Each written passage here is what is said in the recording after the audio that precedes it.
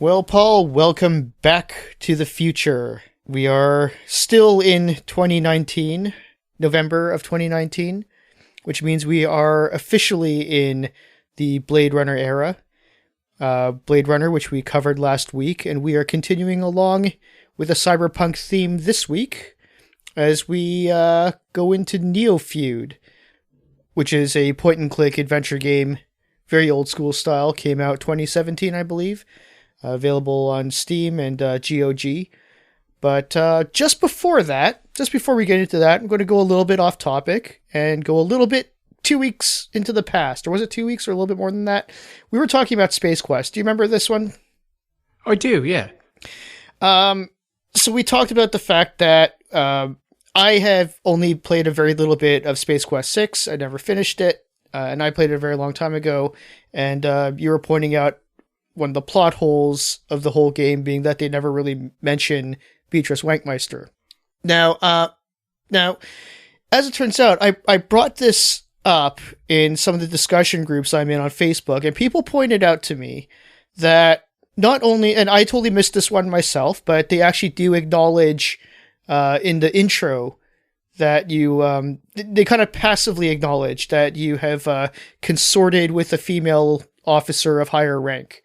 So they kind of passingly mention her at that time. But at the very end of the game, and so, you know, and kind of saying this to sort of correct what we mentioned in a previous episode, they pointed out that at the end of the game, they do actually mention Beatrice Wankmeister by name. You know, the narrator says, "Oh, will Roger and Stellar be an item? What will Beatrice Wankmeister think of all this?" I'm like, this is only raising more questions. Yeah. Yeah, God, well, first of all, I got to say that it's very exciting that you've got some feedback on this conversation, because it makes me feel like this is like a big boy podcast now. Oh, they totally didn't listen to the show. I just mentioned it and people corrected me as the internet does.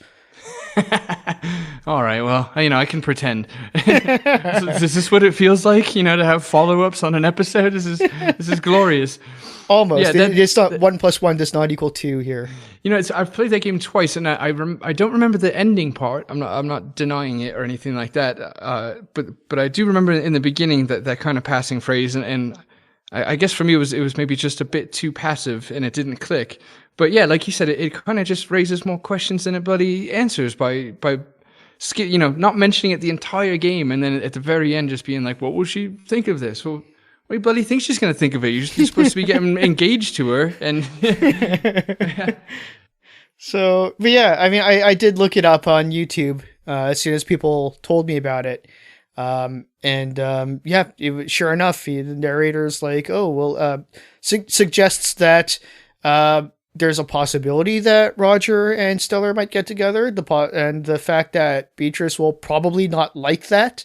And I forget the exact terminology that they used, but they euphemistically suggested that she may or may not kick you in the balls. But yeah, they totally they totally acknowledged it only enough just to make us make me even more confused as to exactly what's all going on here. Yeah.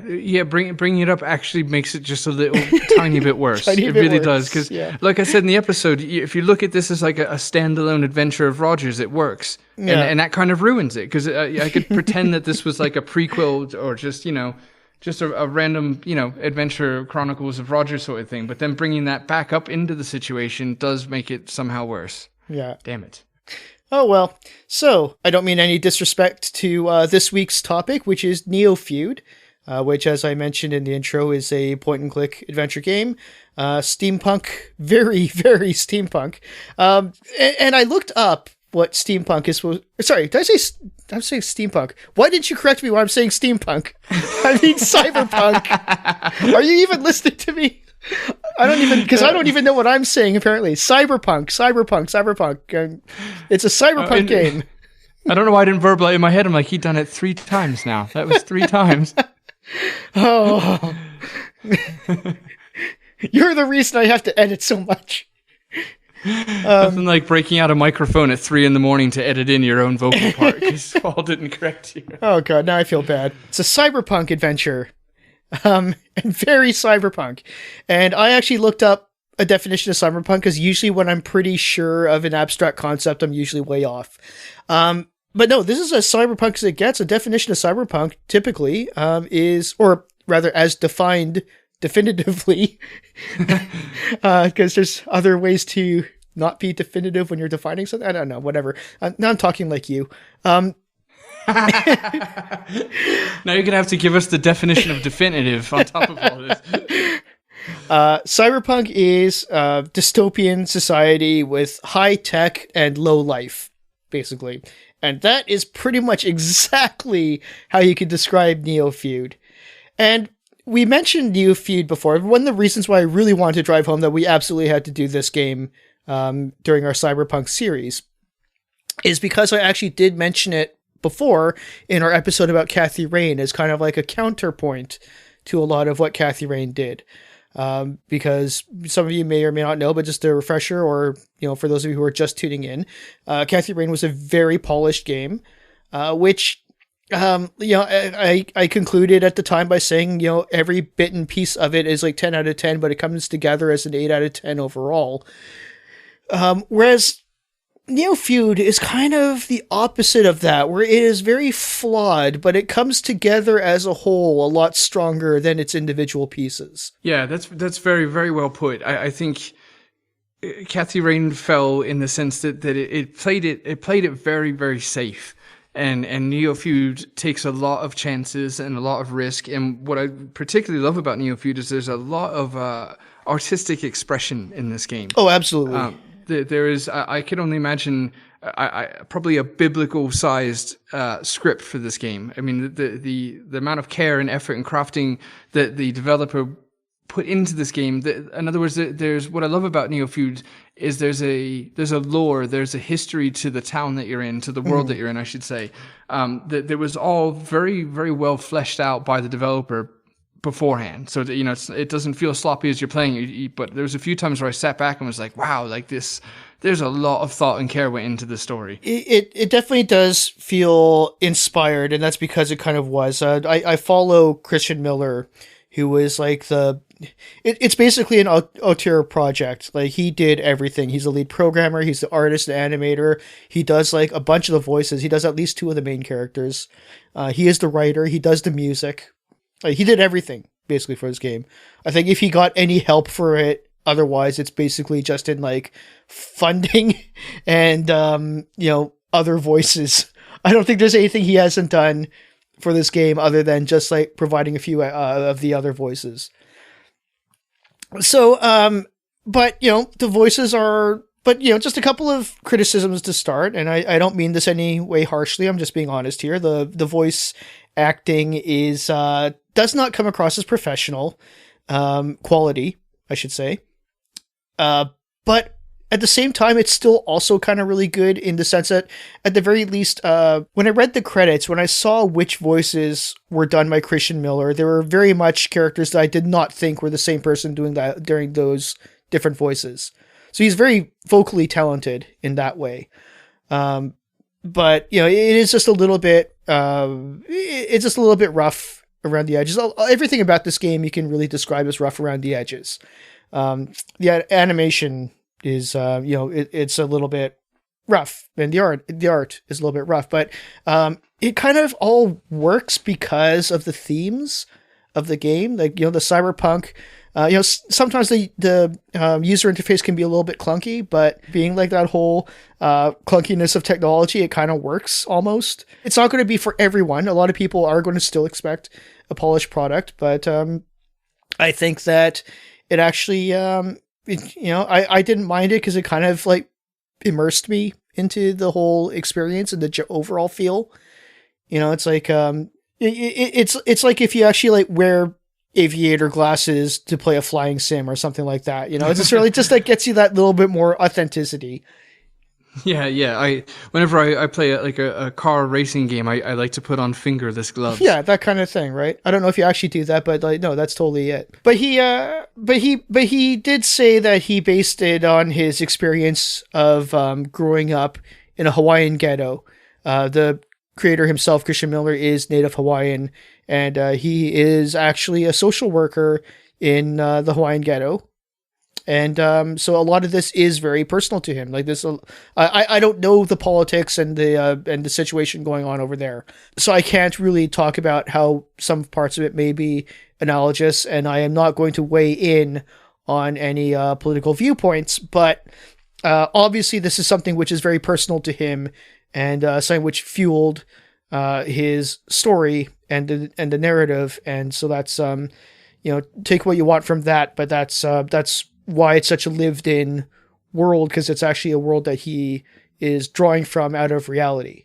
Well, that's really cool to hear. I didn't know that going into this, and it immediately makes sense. But yeah, there's very strong emotions in this game, so I can see, how it drew a line from his personal life into the game. In other words, it did the game very good having that personal attachment to what's going on. In other words, sometimes, if a game draws on its creator's personal life, I think it can be a detriment sometimes. And in this case, it's definitely not. It's definitely a good thing. It definitely adds some depth to the game.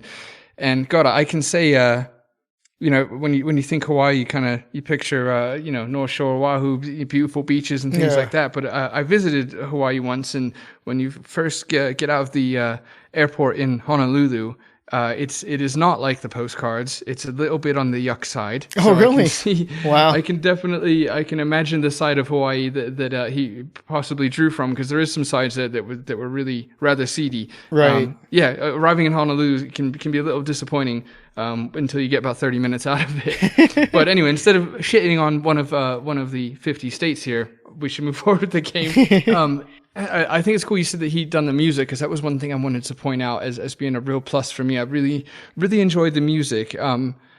He blended a bit of dubstep with a bit of kind of noir jazz, that. Well, I mean, there's at least one tune in there that is very drawn from the Blade Runner blues. Like it's almost draws that first and then blends into a more original score.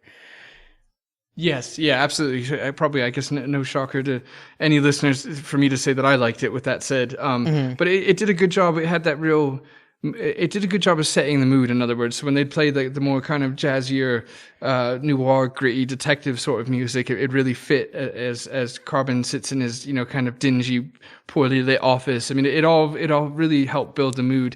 And what I was impressed by was the way he worked in some dubstep into the game, because that genre of music has the potential to be overbearing or distracting. And that's not just a potential. That's very regularly frequent. By design, yeah. And I was impressed that he was able to pull it off, because you don't want overbearing or distracting for game music. And it really wasn't. Just a few little wubs here and there. And to me, it just enhanced the game even further. So in other words, the music was awesome because it really enhanced the game. The dubstep painted a nice kind of background for the cyberpunk future. It fits with machines and robots having mechanical sounds. Yeah. But also there was kind of seamless integrations into more Blade Runner-esque sounds. So anyway, well done, Christian, on the soundtrack. I really loved it.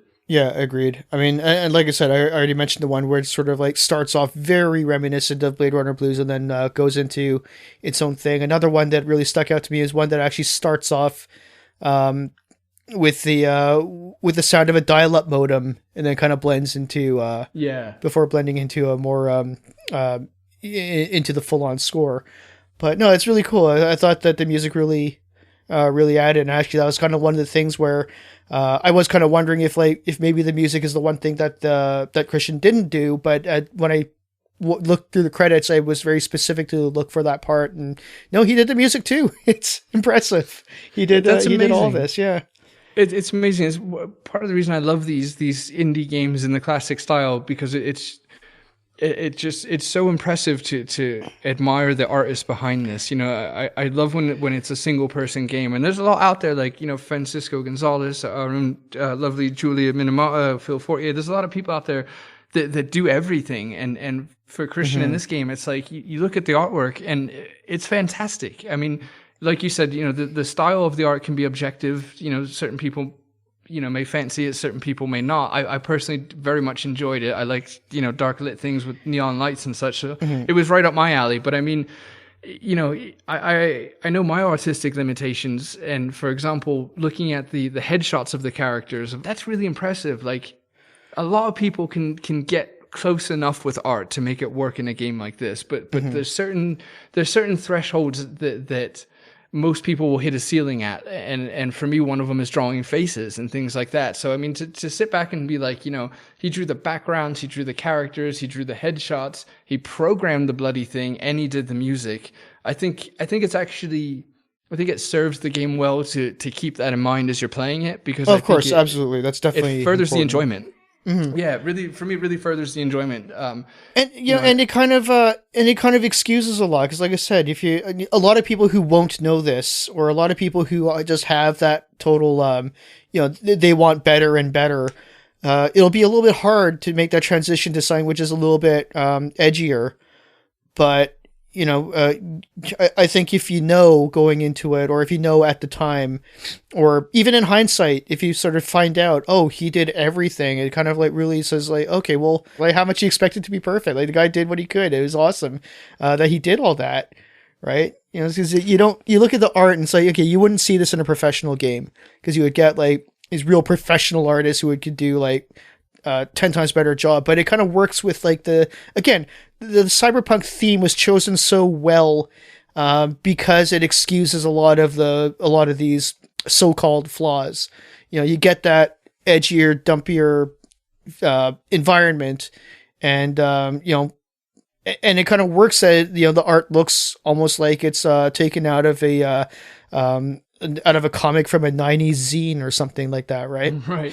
Well, and the thing about this, like, before it turns into a full-blown adventure, it takes the first like couple hours, which was the this social worker just doing his day job, and then you just see like the lineups and the bureaucracy, and you just see really they really nailed the whole desperation and hopelessness of being in his position, where it's just like, he can't afford his job, but he can't afford not to have his job, and that sort of thing. It's like, the cool thing is, you look at a lot of these dystopian societies in fiction, and a lot of them are almost kind of glorified. Like, you wouldn't really want to live in a Blade Runner future, but you'd like to visit it for a week, or, Right. you'd like to, everyone wants to live in the zombie apocalypse, because they just think of slashing zombies with machetes and living off the land, but they don't think about like all the uncomfortable realities of it. And I thought that this game, especially the first act of the game, really covered the uncomfortable realities of it. Yeah, no, it absolutely does. There's nobody who's ever going to want to spend time in this world, and that's and that's I have to believe that that's by design, and I think that was very well designed. Yeah, no, you put it really well. It's in so many other cyberpunk things, it's so romanticized that it can trick you into thinking it's somewhere you actually want to be. Whereas this covers like the real reality, the kind of coffee stained reality of it. There's one kind of short puzzle where his mechanical arm has some issues, and he's got to unscrew it and get some things that are jammed in there out of it. Point being is that his solution to the problem is to use some olive oil on it, and that's how I'd imagine this dystopian future. Where nothing's ideal, everything is kind of duct taped and zip tied and just forced into working as per the description of cyberpunk, which would be high tech and low places sort of thing. And the game captures that so well that the mood setting is so effective and consistent that, like you said, even the interface of the game itself can be excused and accepted into just part of the entire cyberpunk experience. And to be fair, I do have some criticisms of the game too. And as much as I really want to emphasize that it was an overall positive experience, and definitely I encourage people to go out and at least give this game a try. I mean, if you like cyberpunk and you like point and click adventures, by all means, I encourage you to pay full price to support an indie artist. If any of this sounds unappealing, then just buy it when it's on sale, because it can go on sale pretty cheap. But it is definitely worth trying and getting your own opinions on, because what I like or don't like will be different from what somebody else's opinion would be. So I really want to emphasize that as I go into some of the some of the criticisms that kind of knocked it down a little bit for me. But honestly, I think the only thing that really kind of wore me down was just that it's very overwritten sometimes. Like, I know that I know how hard it can be to edit yourself. And I know how much story he really wanted to get out into this, but there are times where it's just like, it's just walls of text for a very long time. And it just, and everything's delivered, or a lot of things, not everything. A lot of things later in the game, especially when it comes to the plot, is delivered through exposition of these characters just telling you exactly what's going on and what you got to do and everything like that. And there are at least a few parts where the same idea was explained like 3 times.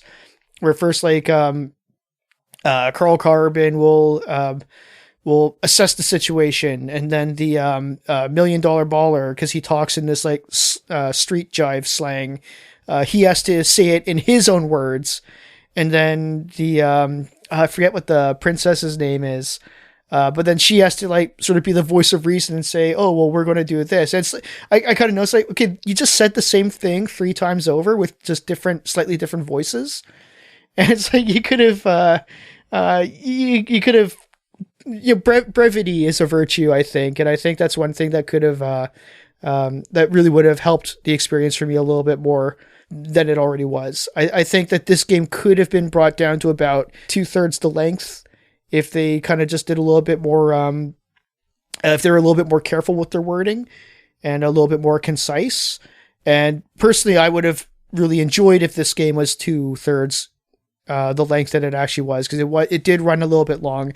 I know people like long games. I know indie developers are kind of pressured to stretch the playtime a little bit, but yeah, I know. I would have felt my money's worth paying the exact same price. I would have felt my money's worth would be a lot more if it saved me a little bit more time.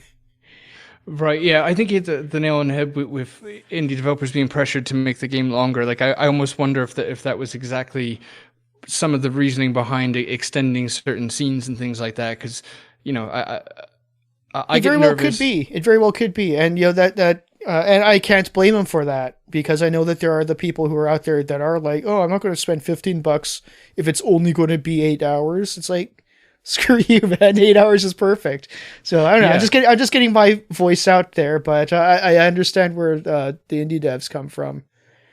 Yeah, I mean, I get nervous looking at reviews of games that I just played and liked, much less, made myself, of course. Mm-hmm. And I'll get nervous if the reviewer's like, it was a short game, but blah, blah, blah. And I'm like, be careful with that, because, that really rubs people a certain way, that can be the defining whether or not they're going to buy it thing. And for me, I don't care if it's 4 hours or 6 or 8 or 12, as long as it's good. I mean, there's been so many games that were, I can think of quite a few that land right in that 5-hour pocket that I just absolutely love. Mm-hmm. But I know that it's almost like not socially acceptable to make an indie game under 8 hours. So, yeah. But that type of critique can lend to people overcrowding their games just to escape that sort of critique or whatever. But to draw on some of the points you made, it is definitely a very verbose game. There's a lot of dialogue. It is, there's a lot back and forth, and that's not necessarily a bad thing. The verbosity of it and the amount of dialogue. I mean, I like the world building, the character development, and things like that. I think one of the things, if I was to put a critique out there, I'll start by putting this disclaimer that Christian did this game exactly how I probably would do a game, which is you see the big picture and you go for it no matter what. And that's kind of how I am. You had mentioned earlier, it's hard to self-edit, and I'm someone who's putting out songs that are like 6.5 minutes long in 2019, which is like kind of a crime. You basically, if you put a 6-minute song out nowadays, you've lost 80% of anyone who might listen to it. and I'm aware of that, but I still see the big picture, and I just go for it no matter what, because that's the vision I have in mind. And so Christian reminds me of myself in that sense when it comes to his style here, where I feel like even if there was a logical hindrance, even if there was a logical reason to possibly not pursue something, if it got in the way of the story he was trying to tell or the vision he had, it seems to me that he just said, fuck it, this is the way I want to do the game, I'm doing it. And sometimes that can lead you to hyperextend your artistic capabilities or things like that. But it's like, look, if it doesn't come out absolutely perfect, that's fine. I'd rather it come out than not at all. So again, I really respect that, because I feel like I operate in that same sense. But back to my one critique, where it's like, some of it wasn't necessarily the voice acting. I've got a lot of wiggle room personally for quality of voice actors in indie games, understanding how difficult it is to find people, and usually it's just mates that don't have experience with this stuff. So it's not necessarily the quality of the voice acting, which was very hit or miss. Some of them were great, some of them were a little dodgy. But I guess what I'm trying to say is that the quality of the voice acting aside, which overall was not a hindrance to me, it was the dialect.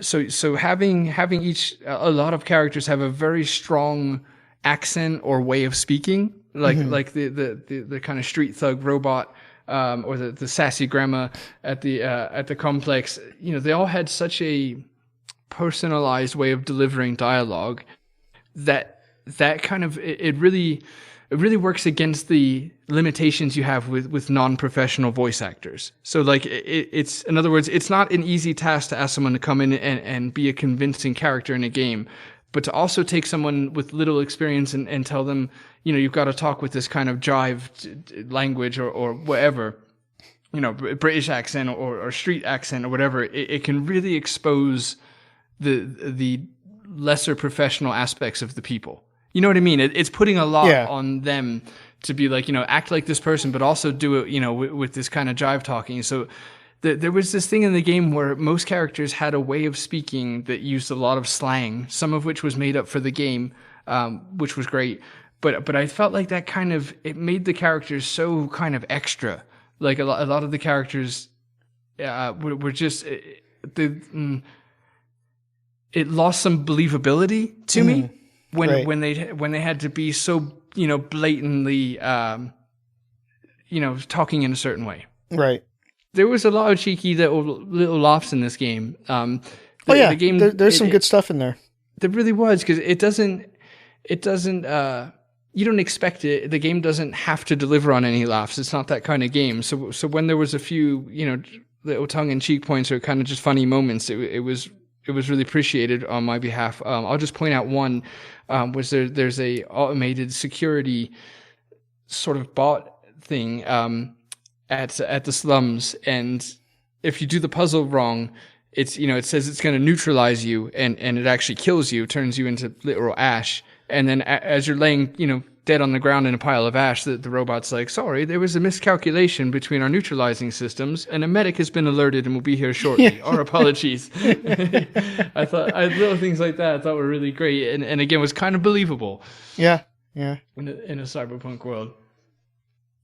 Yeah, no, there's definitely some humor in there. I mean, there was a lot of humor that came from reference Easter eggs. I think it kind of got a little bit heavy-handed at some point, because it's like, I think Easter eggs are ideal when they're kind of scattered about, so they just kind of like catch you when you aren't expecting it, and it's just a pleasant little aha moment. This one I felt like really, I can't think of any moment, line, or anything that didn't find some sort of like a pop culture reference to squeeze in there. And it's just, after a while, it was just sort of like, okay, I get it, you watch movies. Right. But I mean, it's such a small little nitpick. I'm sure there's a lot of people who love it and say more is better. So just, keep doing that. I'm sure you're making people happy, but I just, my tastes, I kind of like my Easter eggs a little bit more spaced out. Right. Yeah, I guess I can go either way. I'm kind of a cheap date on that account. Like I'm thinking in relating to that same point is like a lot of people give some like the Marvel movies some flack for that. Like, oh, you referenced a thing that we've seen, and usually they work for me because I'm it can be pretty simple at the end of the day. But like you said, the pacing of them sometimes it can wear you down a little bit. But otherwise, I don't want to come across as I'm criticizing the game too much, because overall it was great. It's like I said about Kathy Rain, how like every single aspect was 10 out of 10 and it came together in an 8 out of 10 game. I'd say this game's like every aspect of it in terms of like the bit pieces, like the art, the animation, the voices, and all that sort of thing. Probably all the pieces are around like the 6 to 7. But then they come together to about an 8 out of 10 game. So it's still really good. It's just, for some reason, this game is a lot more than the sum of its parts. This one definitely comes together as a complete package, and definitely, is a lot more than, if you were just to look at the screenshots, some people might be like, the art's meh. Or if you just like, you play for it a little bit and the UI is a little bit clunky, that might turn some people off. But patience is really rewarded in this game. If you play through it, just sort of, get into it and warm up to it. There's a lot of reward in this game. Yeah, no, absolutely. And, I was one that was a little hesitant on the game based on screenshots, for example, as you just alluded to. And then once I very, very quickly into playing it, I was like, this, I should have played this sooner. Like the visuals, it was really cool because it was nice to see somebody just take a bloody chance and just own it. And again, contrasting, kind of comparing to Kathy Rain for reasons that you've already mentioned, where it's like, I don't feel like any chances were taken there. It was played very safe. And again, that's one of the reasons I enjoyed that game. It was I think I called it very comforting, like an old blanket, sort of feel where this game is very rips much the blanket away from you and leaves you out in the cold. Yeah, exactly. Yeah. It takes away all those little familiarities and things like that. And I respect it for it. It was like, and I mean that in the best possible way. Yeah, no, absolutely. I can vouch. Off air, you were telling me how much you enjoyed the game, so this is all legitimate, people. But it was, it was just really cool. It was one of those. I'd rather somebody take a chance and produce a game with this art direction than have never experienced it before. So anyone listening should, if you like point and click adventures, definitely give it a go. Yeah. It was a lot of fun. I can see it being the kind of game that probably does divide people as far as, who's going to like it and who's not. Yeah, I think people that are used to things being a certain way and don't like to really yield from that position, they might not enjoy it as much. But anybody with a more kind of open mind towards these games will very much enjoy it. And I know that sounds like a very simplistic comment, but dealing with, I think, anything retro related, you have to expect a lot of people that are going to be more set in their ways. I like it the way it was, and that's why I still like the old games. And so I totally get that. I really do. But anybody with kind of an open mind should check it out. Any fans of Blade Runners and Cyberpunks and just indie games. I think this is a very, very shining example of what indie games has to offer, right? So if you're not into indie games, then fine. You're probably not going to like this one. And again, there are some people who are into indie games that might find this one just a little bit, a little bit rough for them. But this game is like a lot of what I enjoy about indie games. Like it's a different story. It's a different view. It's like, a story told entirely from one person, for better or worse, warts and all. It's like, this is one person's vision that was untampered with. And this is just like the story he wanted to tell as he wanted to tell it. You're right about that. And that's very much something that should be supported. So, I think that, you may, if you think you may or may not like it, give it a go. I think that it is definitely better to err on the side of supporting the indie artists and seeing where that can go. Yeah, exactly. And at the end of the day, it's like you're tossing Christian, like you're buying him lunch at best for the price of the game. And we're talking about a mate who developed a ginormous script, did all this artwork, did all the music, all the programming, just get the guy a bloody Big Mac and see if you like the game. It's not a big deal. But I was going to say he's kind of like the Robert Rodriguez of video games, but that meant a lot more like 10 years ago than it does now. It's good. He's good. He's doing all this good stuff. That's Christian for you. Nailed it. Good recovery. But like you said a second ago, you put it perfectly. This is for me as well exactly what I love about indie games, and back to the whole, he told this story the way he wanted to tell it, knowing that he was a caseworker, as well as as Carl Corbin in the game. It makes a lot of sense. It's really cool, but it also makes me think of how many times we hear that kind of old trope where somebody wanted to tell a story, but everybody else got their hands in and they couldn't tell their story anymore, right? That's any director that's ever left a film. That's why, basically, why we're told. So it was just really cool to have an uninterrupted telling of somebody's story from a perspective that they're familiar with. And that's really bloody unique. That's a really tough thing to find nowadays, or even back in the day. I mean, if you look at like old Sierra games, there's so many people involved. It's hard to get a pure story from one person's perspective nowadays. So that's another reason this is cool. Or even just like what you said about like the comfort, because this is definitely a game that by design does not want you to be comfortable. It's so refreshing to see that. And I think there's a lot of people who might kind of be initially pushed away by that. Because there are definitely times in the game where I was sort of like, this is just kind of like, I have to turn it off for a bit and walk away just because it's so, it's not always easy to play through because it's just sort of like that. I don't know, it just wears on you, wears on me after a while. But at the same time, it's sort of like, I can't help but feel that's kind of by design because it's supposed to put you into an uncomfortable situation. It's supposed to be in an uncomfortable world. And just sort of, there's that one scene I don't want to really give away too much where you have to like do the, a quote unquote routine, inspection of like this one impoverished family's home to see if the living conditions are suitable for their children. And, that's all I'm really going to say about that, except just to reference that scene was just really, that really was a very, the way that scene plays out was really quite uncomfortable. Right. No, exactly. I think people have to, if you find yourself uncomfortable with this or kind of any medium of art, for any example, you kind of have to stop for a second and instead of just knee-jerk rejecting it, stop and say, well, hold on. This person's job was to create a world and set a mood fitting that world. And in this case, the world is a dystopian, cyberpunk future. Am I supposed to be comfortable? Like, would he be doing his job if I felt, comfortable in this type of setting, and like you said, it by design, I mean, it basically kind of has to be all the waiting room and the office and the slums. I mean, everything is very kind of dingy.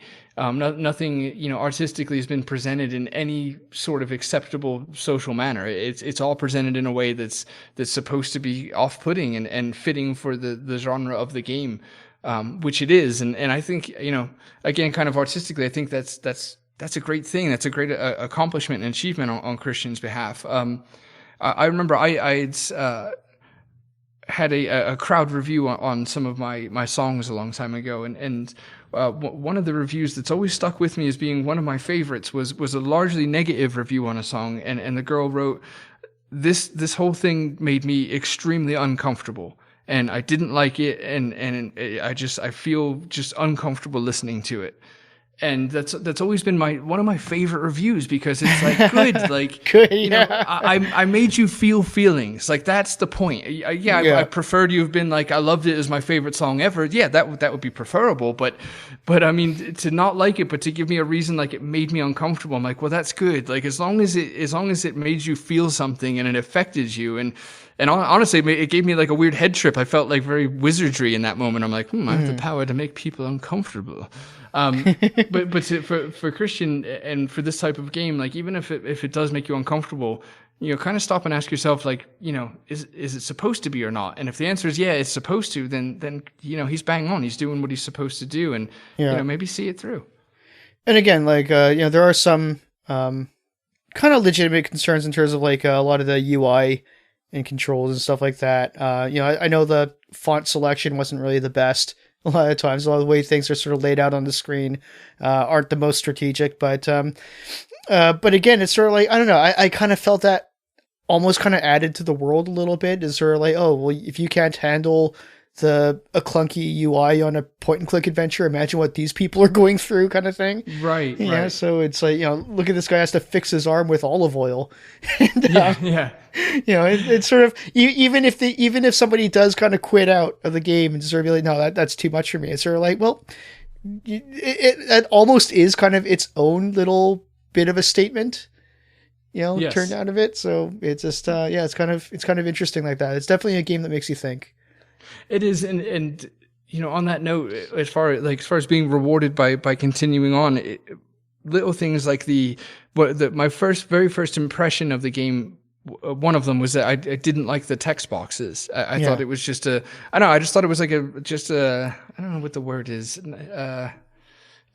I guess I'll just go with unpolished. It's not exactly what I'm trying to say, but to move myself forward here, the text box it's kind of just like this plain, I think, like dark navy blue background with lettering, and it was just kind of like uninspiring was my first impression. But as the game went on, as I became familiar with the game I was playing, I was like, this actually really fits. Like you said, it almost felt like the text boxes were like scotch taped onto the screen, which is the vibe the game. I think that the vibe the game wanted you to have. And for those listening to relate it, and actually you could tell me too, mate, if you got this, but I got a real District 9 kind of vibe from this game. Yeah, I could say that's probably, I don't know all of his specific influences, but I can definitely see that there. I would be surprised if it wasn't. Yeah, there was something about the and that movie as well can make you feel a bit uncomfortable. Oh yeah, of course. At times, yeah, especially in the way it was filmed and in the kind of realistic this could happen sort of nature. So I think I'm kind of beating this word to death, but I think artistically this game was a bit of a home run. It was definitely a statement and a very effective, very consistent statement. Yeah, I'd say it was a home run, but not like the knock it out of the park. Is sort of like it kind of hit it within the park, but managed to steal all the bases. Right. Any closing thoughts on this one? No, I think I basically covered what I wanted to, and trying to tread carefully because I don't want to get into spoilers. It's perhaps a bit of a classic style point and click, but it's not an old game that people have had a lot of time to play. So I'm trying to keep it kind of vague so that our listeners will give it a go and play it for themselves. And who knows, maybe in the future we can get Christian on to talk about this game and to even talk about the sequel that he's working on. Yeah, there is a Neofeud 2 in the works. I follow him on Twitter, so I do hear him reference that quite a bit. It would be great to have him on the show just even to sort of like talk about it, to at least explain to me like a 5-year-old exactly, comparing the game to his real life experiences. Because like I said, I am pretty sheltered from anything that's going on out in Hawaii, other than like hot women doing the hula and lays and stuff like that, right? So that's all I know is the marketing behind Hawaii, and I don't know like the gritty what's going on in the underbelly. So it'd be great to hear how exactly that plays into this game. Yeah, exactly. Yeah, it would be nice to hear a little bit more about the personal influence behind it, and I'd like to certainly have a good dozen questions on just what it was like handling all of this on his own, because it's really quite an achievement to pull off this. Doing the art, doing the music, the programming is mental. And you know what? Here's another thing. I did think about this like a couple weeks ago when I wanted to talk about this game, but we obviously weren't recording it at that time. It's the Neofeud, although he readily admits he is inspired by LucasArts and Sierra, this is definitely a game that you can't really find anything to compare it to. It's just like, no, that art is this game. Like there is no, oh, that's so LucasArts. Like, no, that's Neofeud. Like this is a singular game. This is a singular experience. Yeah. You can't really point to anything else and say it's like that. It's a sort of, it is Neofeud. It is what it is. Yeah, no, that's quite an achievement to come up with something wholly unique. perhaps almost especially in this genre where it rewards and encourages people to fall back into that kind of Lucas or Sierra sort of box. Yeah, I mean, there's so little to compare it to. We basically just had to pick, the kind of the farthest thing from it in Kathy Rain, just to help listeners understand how we felt about it. It is definitely a bit of a black sheep in that regard, which in my experience is usually kind of a cool thing. So yeah, all we have left is indie developers in this entire genre of gaming. So if we want to see more games, we got to support them. Yeah. Whether you bloody like it or not, get out there and do it. So just to close out, if you have any thoughts, if you agree or disagree, if there's anything you'd like to ask or talk about in regards to this game or future episodes, or even past episodes, come find us on Facebook. We are a page. We are a group. We're also on Patreon if you'd like to support the show. You search all those places for the Classic Gamers Guild and you will find us. You can follow us on Twitter at the CG Guild. Follow us on Instagram at CGG Podcast.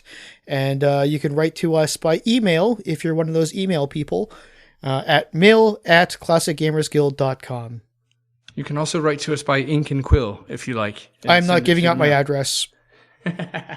But you can take a picture of your letter written in ink and quill and then email it to me at mail@classicgamersguild.com. Then I will read it. All right. I guess that brings us to the end, huh? Yes. I'm going to miss this episode.